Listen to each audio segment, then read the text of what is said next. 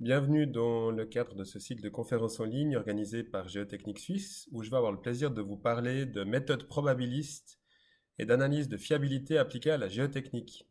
Mon nom est Stéphane Comon, je suis professeur associé à l'ITEC, l'Institut des technologies et de l'environnement construit de la Haute École d'ingénierie et d'architecture à Fribourg. Je suis aussi directeur de Géomode, qui est une société active de la modélisation numérique appliquée à la géotechnique depuis une vingtaine d'années. C'est mon collègue Gilles Jacot-Descombes à Géomode qui va s'occuper de vous faire cette présentation en allemand. Et pour ma part, je vais la faire en français. Alors de quoi on va parler aujourd'hui? On va commencer par vous expliquer pourquoi, à notre sens, ça vaut la peine d'avoir recours à ces approches probabilistes en complément aux approches déterministes ou semi-probabilistes classiques. Pour ça, on va étudier un exemple très simple, un talus vertical qu'on va résoudre de manière analytique et numérique. Après, on va définir ce que c'est que la propagation d'incertitude au travers d'un modèle. Est-ce que c'est qu'une analyse de sensibilité et de fiabilité? Pour partir après sur trois exemples illustratifs, une coupe 2D d'une paroi de pale planche ancrée, un modèle 3D de l'étude de tassement sur un radier, et puis finalement une analyse inverse qui va nous permettre d'illustrer les approches bayésiennes sur l'excavation d'un tunnel dans le cadre du Grand Paris. Et on finira par certaines conclusions et perspectives. Alors pourquoi est-ce qu'on aurait besoin d'avoir recours à ces approches probabilistes? Les incertitudes, vous le savez, elles sont tout à fait communes en géotechnique. La valeur d'un paramètre, que ce soit la cohésion, l'angle de frottement, le module d'élasticité, ou d'une charge, ou d'un niveau d'eau, elle est pas connue exactement, et souvent ça varie dans l'espace. Alors qu'est-ce qu'on fait d'habitude? On va faire quelques sondages, quelques essais en laboratoire, et puis finalement, on va prendre une moyenne ou bien une valeur prudente de la valeur, de la cohésion, de l'angle de frottement, etc. On va faire une analyse déterministe, et puis on va utiliser des facteurs de sécurité, partiels ou globaux, afin de rester du côté de la sécurité. Mais ça ne va pas tellement nous donner d'indications sur le risque qu'on court réellement. Et puis en plus, ces incertitudes, elles sont présentes partout. Elles sont présentes effectivement dans les paramètres des matériaux, mais aussi dans le planning de la construction, dans la géométrie même de notre projet, dans les charges, même dans la méthode qu'on utilise. Il y a aussi des approximations, il y a aussi des incertitudes. Alors si on commence par cet exemple très simple, qui est un talus vertical de hauteur 4 mètres, avec des paramètres pour l'instant déterministes, un poids volumique de 20 kN par mètre cube, et puis une cohésion de 30 kPa qu'on va admettre constant. Si on fait l'hypothèse d'une surface de rupture plane, on obtient une des possibilités pour sortir un facteur de sécurité qui serait la hauteur critique divisée par la hauteur réelle. Et puis dans ce cas précis, c'est 4C sur gamma, c'est 1,5. Maintenant, admettons que cette cohésion, elle n'est pas connue exactement à 30 kPa, mais qu'elle a un écart type, elle a un coefficient de variation autour de 30, on va dire de 25%. On pourrait imaginer donc tirer 500 fois 500 valeurs de C qui seraient représentées ici en vert, avec une moyenne de 30 et puis un certain écart type. Si maintenant on refait passer cette valeur de C à travers notre équation, 4C sur gamma, eh bien, on va obtenir 500 facteurs de sécurité différents qui sont illustrés ici en dessous en gris. Et puis, vu qu'on a choisi une distribution statistique, on va dire raisonnable, alors ici c'est log normal, pour la valeur de C, on va obtenir une distribution non négative du facteur de sécurité dont la moyenne va effectivement être proche de 1,5, mais on voit bien qu'on a aussi une certaine dispersion ou un certain écart type sur cette valeur du facteur de sécurité. Cette dispersion, cet écart type, elle résulte directement du coefficient de variation de C. On le comprend bien. Si on avait un C déterministe de 30 kPa, on aurait un facteur de sécurité déterministe de 1,5. On n'aurait pas d'écart type. Maintenant, le fait qu'on ait ce coefficient de variation sur C implique aussi, en fait, un écart type sur le facteur de sécurité. On peut maintenant définir la probabilité de ruine de notre talus vertical comme étant le nombre de cas où mon facteur de sécurité il est inférieur à 1. Alors ça, si on faisait du vrai Monte Carlo, hein, si on tirait 500 cas, puis qu'on comptait le nombre de fois où on avait un facteur de sécurité inférieur à 1. On peut aussi obtenir la même chose en faisant l'intégrale en jaune ici, qui est sous la courbe qui représente la distribution de probabilité du facteur de sécurité en dessous de 1. On peut faire évidemment la même chose avec un modèle numérique, ici un modèle numérique créé avec le logiciel ZSoil.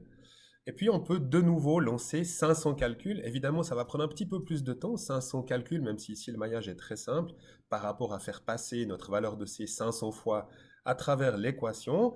Mais vous voyez sur la probabilité de densité du facteur de sécurité en dessous que l'approche numérique en rouge ou en orange pour l'histogramme, elle colle assez bien avec l'approche analytique qu'on avait tout à l'heure en noir ou en gris pour l'histogramme. On obtient des probabilités de ruine, des probabilités que le facteur de sécurité soit inférieur à 1, de l'ordre de 6%, 5,6% dans le cas numérique, 6,2% dans le cas analytique. Si maintenant on varie le coefficient de variation de la cohésion, puis qu'on dit que c'est plus 25% en vert clair en haut, mais 15% en vert foncé, qu'est-ce qui va se passer? La distribution de probabilité du facteur de sécurité va également évoluer du rouge qu'on avait avant vers le jaune en bas, et puis on se rend très vite compte que malgré le fait qu'on ait toujours une moyenne autour de 1,5 pour les deux distributions, si on fait l'intégrale de ce qui est sous la courbe avant SF égale 1, on a une probabilité de ruine qui est beaucoup plus petite maintenant qu'on a réduit le coefficient de variation. Et puis si maintenant on ne fait non seulement varier le coefficient de variation, mais aussi la moyenne de la cohésion, eh bien, le facteur de sécurité, on va dire déterministe, il va varier, il sera plus forcément égal à 1,5, ce qui correspond à C égale 30, mais pour C égale 20, par exemple, il vaudra 1, puis pour C égale 25, il vaudra autre chose. Et puis, en fonction du coefficient de variation sur la cohésion, on peut tracer ces courbes que vous voyez sur la droite ici, où en abscisse, on a le facteur de sécurité moyen, et puis en ordonnée, on a la probabilité de ruine, et puis ce qu'on se rend compte, c'est que maintenant, ces deux aspects, ils sont d'intérêt pour nous, parce que si on veut avoir à la fois un facteur de sécurité moyen suffisamment grand, mais aussi une probabilité de ruine qui soit suffisamment petite, eh bien, il faut qu'on limite l'incertitude. Ce que vous voyez aussi, c'est que quand on a le facteur de sécurité moyen qui tend vers 1, quelque part, on se retrouve avec une probabilité de ruine de l'ordre de 0,5. C'est-à-dire que notre pente, elle tient et elle ne tient pas en même temps. Comment est-ce qu'on ferait pour limiter cette incertitude? Par exemple, on pourrait faire des nouveaux essais en laboratoire ou bien des nouveaux sondages pour essayer de réduire notre coefficient de variation sur nos paramètres. Ou alors, ce qu'on pourrait faire aussi, on va l'illustrer dans un des exemples, c'est utiliser les informations qu'on a en cours de construction pour mettre à jour nos distributions de variables d'entrée. Quelques mots maintenant sur les différences qu'on a entre l'analyse classique, l'analyse déterministe ou semi-probabiliste, et puis l'analyse probabiliste. Vous voyez en haut de mon schéma ici que dans le cas de l'analyse déterministe, on a certaines variables d'entrée, une cohésion, un angle de frottement, un module de Young, des charges, un niveau de nappe, et puis on va les définir de manière soit moyenne, soit prudente. On va les faire passer à travers un modèle qui peut donc être une équation ou un modèle numérique par exemple, et puis on va obtenir un résultat qui peut être un facteur de sécurité, qui peut être un déplacement, un tassement, etc., qui seront en fonction de ces variables d'entrée déterministes. Et puis pour être du côté de la sécurité, on va appliquer des facteurs partiels ou des facteurs globaux pour dimensionner nos ouvrages. Maintenant, toute la question de la propagation d'incertitude et de l'analyse probabiliste, c'est qu'au lieu d'utiliser des variables d'entrée déterministes, on va les définir de manière probabiliste, comme on l'a fait tout à l'heure avec la cohésion dans le cas du talus vertical. Donc on a x variables, x1, x2, etc., qui ne sont plus données par une valeur déterministe, mais par une probabilité de densité ou par une valeur moyenne, un écart type. Ça revient à peu près au même. On va les faire passer à travers le modèle et on va donc propager l'incertitude de ces variables d'entrée vers les résultats. Ça veut dire quoi? Ça veut dire que maintenant nos résultats, alors ici indiqués par y, ça sera plus juste une valeur déterministe, mais ça sera aussi soit exprimé en fonction de probabilité de densité, ou alors aussi en termes de moyenne et d'écart type sur le résultat. On a plusieurs méthodes pour faire cela. La méthode que tout le monde comprend, c'est celle qu'on a appliquée tout à l'heure, c'est de tirer un grand nombre de points et puis de regarder ce qui se passe en fonction des inputs vers l'output. On verra tout à l'heure qu'il y en a d'autres qui vont entre autres nous être utiles parce que c'est assez facile de faire du Monte Carlo sur une équation. On peut tirer 10 000, 100 000, 1 million de points et puis le faire assez rapidement. Par contre, lancer 100 000 modèles d'LMO fini, même en 2D, ça peut prendre quelques temps. Donc on va voir qu'il y a d'autres méthodes que juste la méthode, on va dire, un peu grossière, Monte Carlo. Qu'est-ce que c'est maintenant qu'une analyse de sensibilité? C'est une analyse qui vous permet de voir, dans votre analyse probabiliste, quels sont les paramètres d'input les plus importants, ceux qui ont le plus d'influence sur vos résultats. On a plusieurs méthodes pour faire ça. Nous, dans le cadre de notre travail, on utilise surtout la méthode des indices de Sobol, mais ça permet surtout à l'ingénieur de se rendre compte quels sont les paramètres essentiels qui gouvernent en fait le résultat qui nous intéresse, que ce soit un facteur de sécurité, que ce soit un tassement sous un bâtiment, par exemple. On voit sur le graphique de droite ici que typiquement sur les 1, 2, 3, 4, 5, 6, 7, 8, 9, 10 paramètres, E1 et A1 semblent les plus importants pour estimer, en l'occurrence, c'est le déplacement d'une structure. Donc, on va peut-être avoir intérêt à essayer de mieux connaître ces paramètres-là et puis de laisser peut-être un peu tomber les autres qui sont moins influents. Et puis, qu'est-ce que c'est que cette analyse de fiabilité? En fait, là, on va chercher la probabilité de ruine d'un modèle avec une fonction g de x, une fonction limite qui est donnée.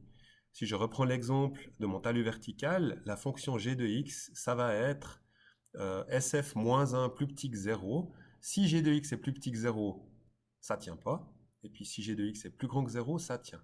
On peut aussi exprimer une fonction limite dans le domaine de l'ELS, par exemple, en disant que g de x, c'est un seuil admissible pour un bâtiment sensible, moins le tassement qui est calculé par notre modèle. Alors, il y a plusieurs algorithmes qui existent pour calculer cette probabilité de ruine. On a déjà évoqué la méthode un peu grossière Monte Carlo, où on lance des tas de calculs, et puis on regarde combien, effectivement, pour combien on a un g de x plus petit que 0, puis on divise par le nombre total. On a d'autres méthodes un peu plus malines, on va dire, la forme, la First Order Reliability Method, la KMCS, qui est une variante du Monte Carlo où on fait du crigeage. Et puis, on va développer ces méthodes, on va développer ces métamodèles parce qu'on en a besoin dans le cadre de nos calculs numériques. On va aussi développer, ou je vais aussi illustrer, disons, une autre méthode qui s'appelle la méthode PCE, Polynomial Chaos Expansion, parce qu'elle a aussi d'autres avantages par rapport à la méthode AKMCS. Voilà, on a assez parlé de théorie, on va passer aux exemples. Le premier exemple, c'est donc une fouille à l'abri d'une paroi de pale planche. Cette fouille, elle est ancrée, vous voyez. C'est une fouille qui a été réalisée dans le cadre de la construction d'un gymnase à Renon, il n'y a pas très longtemps, il y a 4 ou 5 ans, c'était en 2016, je crois. Alors nous, on avait fait un modèle à l'époque déterministe, avec un template construit sur ZSoil qui permet de définir les données de manière extrêmement simple. Ce template, il s'appelle ZS Walls. Vous en voyez une illustration à droite. Il nous permet de définir la géométrie de la fouille, les sols, les charges, la position, la longueur des ancrages, etc., etc., sans devoir définir le maillage. Le maillage, il se fait quelque part en background, quoi. Alors, ce qu'on va faire ici maintenant, c'est qu'on va utiliser un interface qu'on a écrit ici à Geomod entre ZSoil ou ZSWalls et puis UQLab. Alors, qu'est-ce que c'est que UQLab? UQLab, c'est une sorte de boîte à outils qui a été définie, qui a été construite par le professeur Sudray et puis le docteur Marelli à l'ETHZ. Cette boîte à outils, elle contient finalement tous les algorithmes qui sont nécessaires à faire cette propagation d'incertitude, ces études de sensibilité, ces analyses de fiabilité. Donc on va pouvoir interfacer quelque part ces deux mondes, le monde LMO fini en géotechnique dans ZSoil, et puis le monde probabiliste de UQLab. Et puis là, ce que je vous propose, c'est que sur cet exemple type, on va définir deux variables probabilistes qui sont les deux modules de Young des deux premiers sols. Vous voyez le premier sol qui est un sable, on va donner un module de Young à 30 MPa plus ou moins 20%. Et puis pour le deuxième sol au niveau du fond de fouille, qui est un glacier lacustre, on va donner un module de Young qui vaut en moyenne 10 000 kN par mètre carré avec aussi un coefficient de variation de 20%. Et puis notre fonction g de x, notre fonction limite, on va dire que on ne veut pas que le déplacement de la paroi soit plus grande que 40 mm. Alors qu'est-ce qui va se passer quand je vais faire une analyse AKMCS qui combine justement cette méthode de Monte-Carlo avec des algorithmes un peu plus malins, un peu plus futés? Vous voyez sur le graphique de droite ici, vous avez en abscisse le module de Young du premier sol autour de 30 000, en ordonnée le module de Young du deuxième sol autour de 10 000. On va tirer une vingtaine de points, et puis vous voyez qu'on va représenter en fait le résultat de ces 20 tirages en fonction du fait qu'on ait obtenu plus ou moins de 40 mm de déplacement horizontal. Quand c'est une croix orange, on a moins de 40 mm, donc tout va bien. Quand c'est un carré bleu, on a plus de 40 mm. Puis en fait, au bout de 20 tirages, ce qu'on va faire, c'est qu'on va se concentrer, vous voyez bien une concentration de ces carrés bleus puis de ces croix rouges autour du trait noir qui représente g de x égale 0. Ça veut dire quoi? Ça veut dire que très rapidement, en 30 simulations ici, donc en 30 fois quelques minutes de calcul, on va obtenir l'expression de g de x et donc on va obtenir la probabilité que le déplacement soit plus grand que 40 mm. Ça, c'était la première méthode, le premier métamodèle, AKMCS. Le deuxième, qui est à mon sens encore plus puissant, c'est cette méthode PCE pour Polynomial Chaos Expansion. En quoi elle consiste? On va aussi lancer un certain nombre de calculs LMO finis. Quelques dizaines, on va dire ici entre 10 et 200. Ce qu'on observe avec l'expérience maintenant, c'est qu'autour d'une cinquantaine, ça suffit. Donc on lance 50 calculs. Puis après, on va essayer de construire une série polynomiale qui approxime le comportement de notre modèle. C'est ce qu'on appelle un surrogate ou un métamodèle. Vous voyez ici la forme, on va dire que la surface ici en bleu, elle représente la réponse y égale f de x exacte.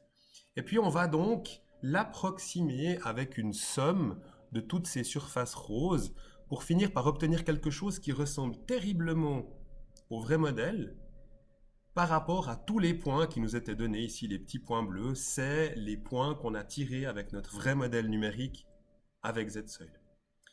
L'avantage, c'est qu'une fois qu'on a construit ce métamodèle, qu'on a construit ce modèle polynomial, on peut le lancer 100 000 fois. C'est une équation. Donc, on n'aura aucun problème pour faire une vraie analyse de Monte-Carlo pour essayer de calculer une probabilité de ruine. Illustration sur notre exemple de fouille, on a toujours notre module de Young du premier sol en abscisse, le module de Young du deuxième sol en ordonnée, et qu'est-ce qu'on voit? On voit sur le tableau de droite d'abord qu'on a fait une première analyse en lançant 500 calculs numériques avec ZSoil. Sur ces 500 calculs, il y a 11,6% qui ont donné un déplacement horizontal de la pale planche supérieur à 40 mm. Après, vous repérez ou vous reconnaissez probablement les petites croix oranges et puis les petits carrés bleus.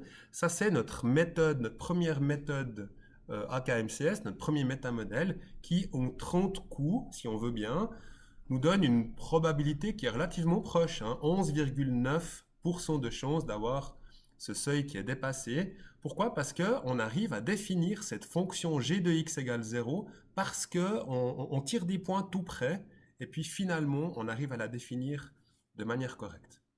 Puis après, les 4 autres calculs, les 4 autres modèles, c'est ce modèle PCE. Ça veut dire quoi? Ça veut dire que pour la troisième ligne du tableau, on a calculé 10 cas.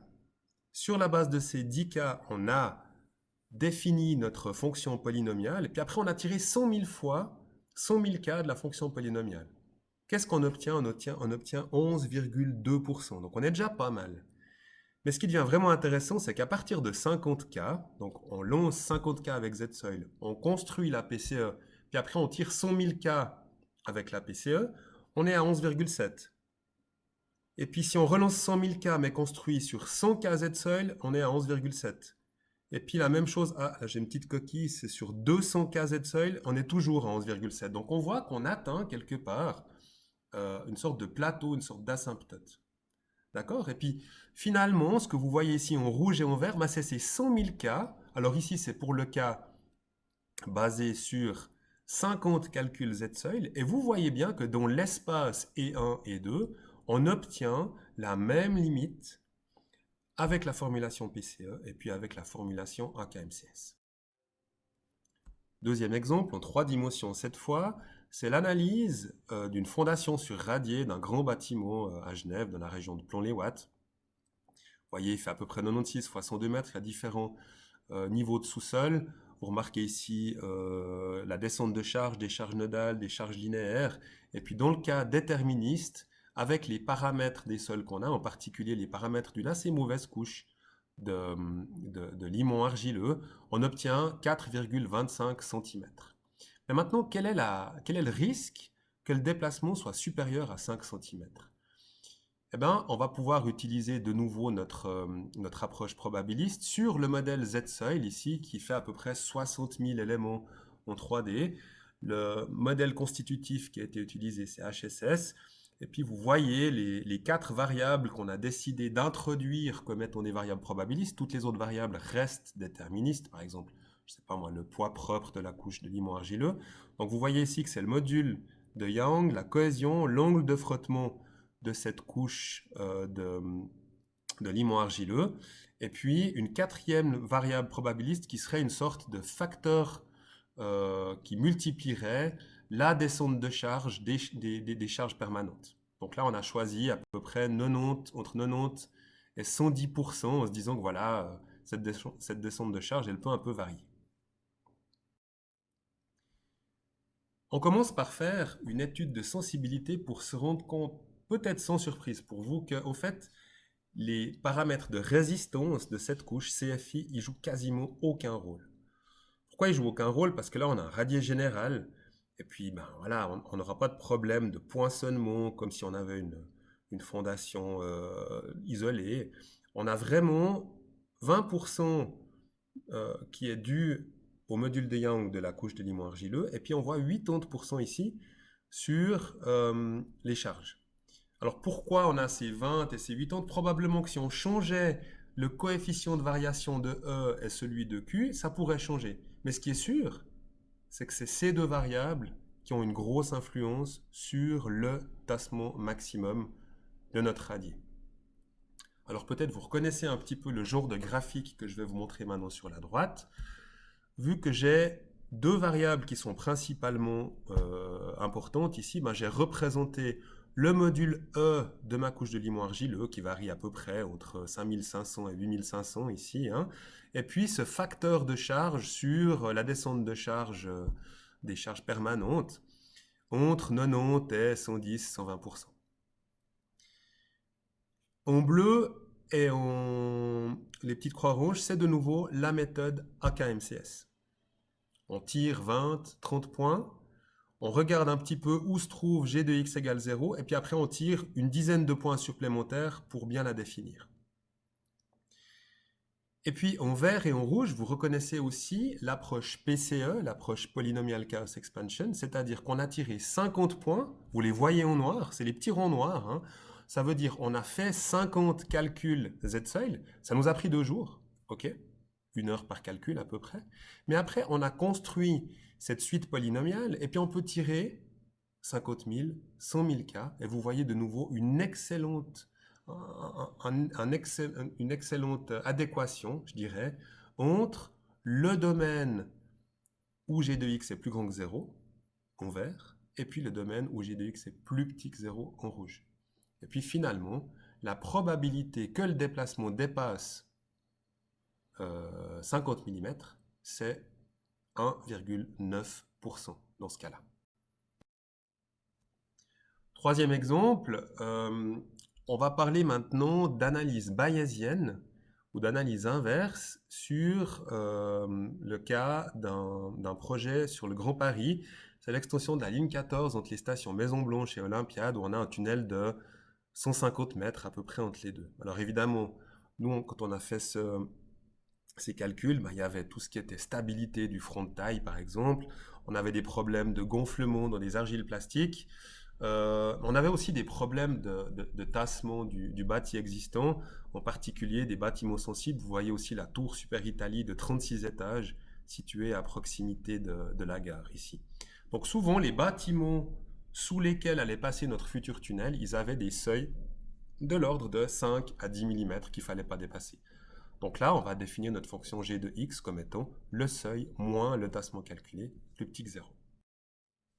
Donc on a fait différents calculs. On a fait un calcul 3D du puits d'attaque du tunnel. On a fait un calcul 3D du tunnel lui-même afin de définir quel serait le taux de déconfinement à introduire dans des calculs 2D par la suite avant de poser le soutènement. Et puis donc on a fait 5 coupes 2D du tunnel avec des géologies différentes, avec des bâtiments différents, etc. Vous voyez ici les 2 premières. La question que je vous pose maintenant, c'est est-ce qu'on va pouvoir utiliser l'information qu'on a si on instrumente notre section 1 pour essayer de prédire mieux ce qui va se passer dans la section 2, parce qu'on va y arriver après à notre section 2 avec notre tunnel.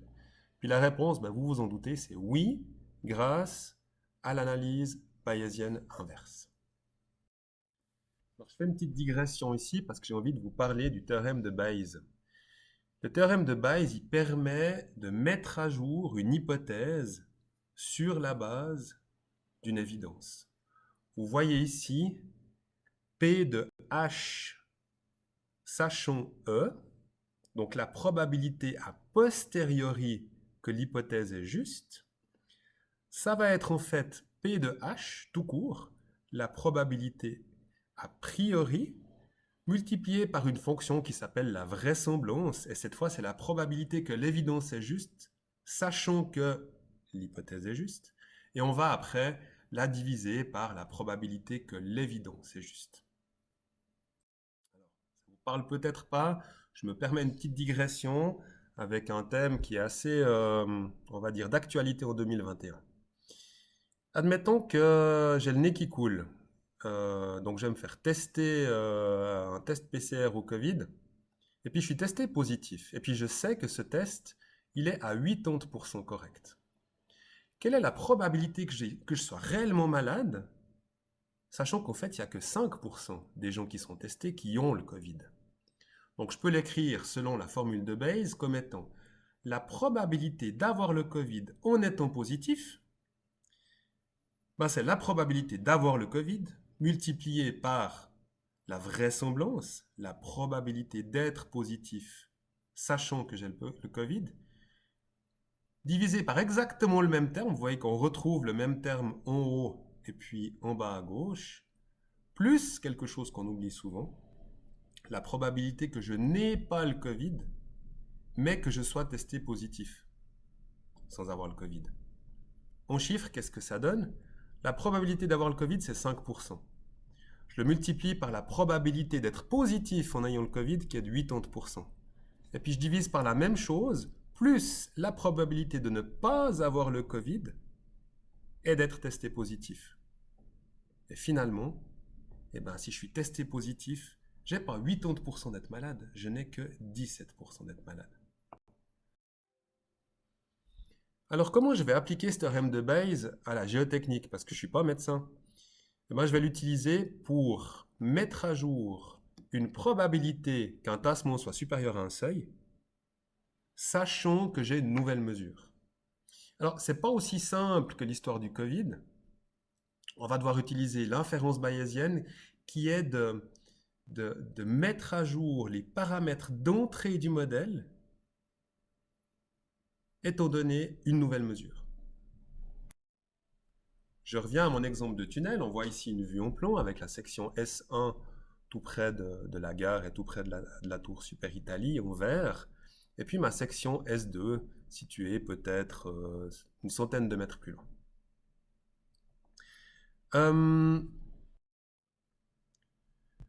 Admettons donc que au droit de la section rouge, donc 100 mètres après la gare, j'ai un bâtiment sensible.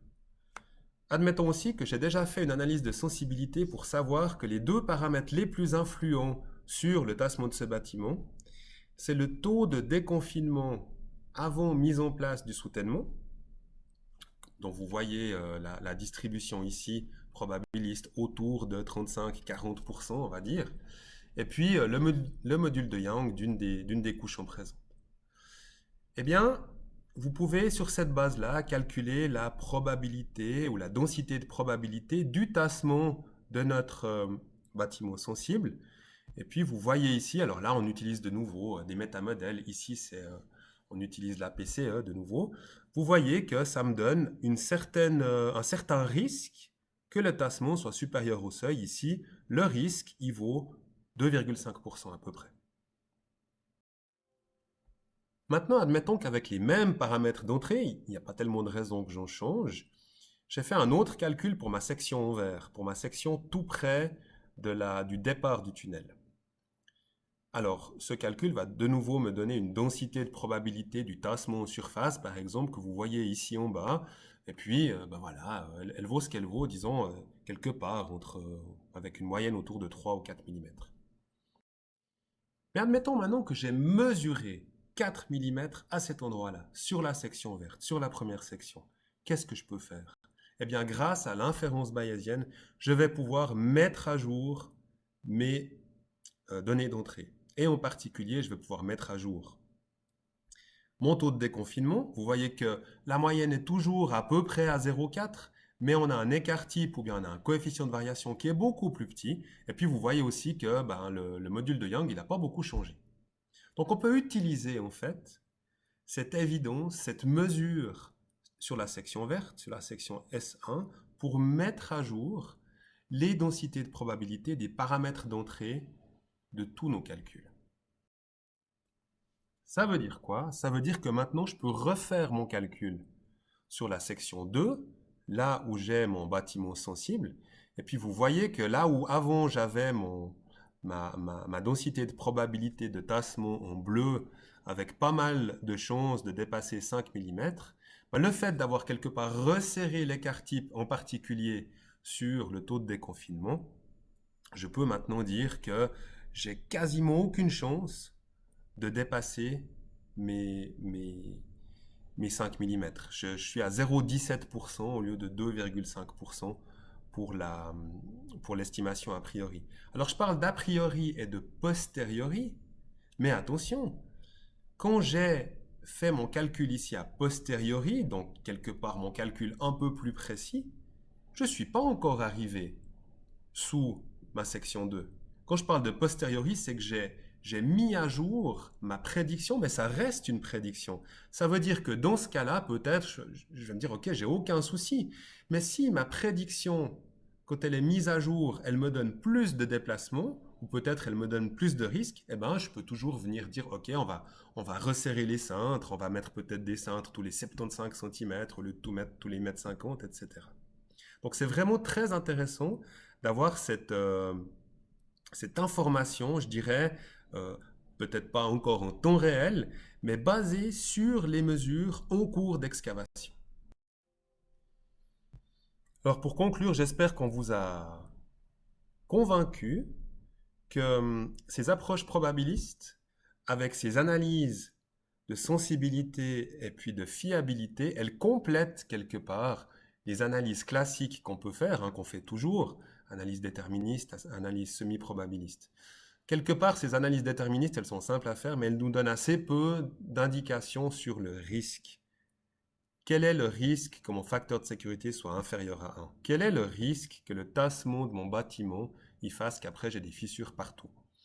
Et puis vous avez vu aussi dans le dernier exemple que l'approche d'inférence bayésienne, elle va nous permettre de mettre à jour nos modèles sur la base de nouvelles informations comme des mesures en cours de construction. Il se trouve qu'il y a un groupe de travail qui travaille sur l'intégration de ces approches probabilistes et de ces analyses de fiabilité à la nouvelle mouture des Eurocode 7, donc qui va sortir dans quelques années. Et puis je voulais encore vous dire qu'à Géomode et à l'école d'ingénieurs à Fribourg, on travaille sur l'interfaçage entre le logiciel de l'Homophilie Z-Soil et UQLab, mais on ne travaille pas que là-dessus. On travaille aussi sur la variabilité spatiale, c'est-à-dire sur le fait que un paramètre comme un angle de frottement, une cohésion ou un module de Young ne va pas valoir la même chose partout dans une formation donnée. Dans la formation d'argile limoneuse de tout à l'heure, le E ne vaudra pas partout 6000, il vaudra peut-être 6500 juste à côté. Donc essayez d'introduire ça et puis d'essayer aussi d'introduire des notions d'optimisation basées sur ces analyses de fiabilité. J'espère que ça vous a intéressé, que ça vous a mis quelque part l'eau à la bouche. Si c'est le cas, il y a un cours qui est donné à l'école d'ingénieurs ou via Zoom, suivant la situation sanitaire cet automne. La prochaine édition, elle aura donc lieu le jeudi 18 novembre 2021. Ce cours, il est donné en collaboration avec le professeur Sudrep et le docteur Marelli donc de l'ETH. L'idée cette année, on l'a déjà fait l'année passée, il a eu pas mal de succès, il y avait une 60aine de personnes, on a eu un bon feedback, mais les gens ont regretté quelque part d'être derrière leur machine avec Zoom. Ils auraient préféré, évidemment, nous aussi, être dans une salle et puis pouvoir tester eux-mêmes. Donc l'idée de cette année, c'est vraiment de faire quelque chose d'interactif. Si vous êtes intéressé, envoyez-moi un email, je vous enverrai assez rapidement, j'imagine dans le mois qui vient, des formulaires d'inscription pour ce cours. Je vous remercie de votre attention et puis je me réjouis de répondre à vos questions lors des 2-3 jours qui vont suivre et je vous dis à bientôt.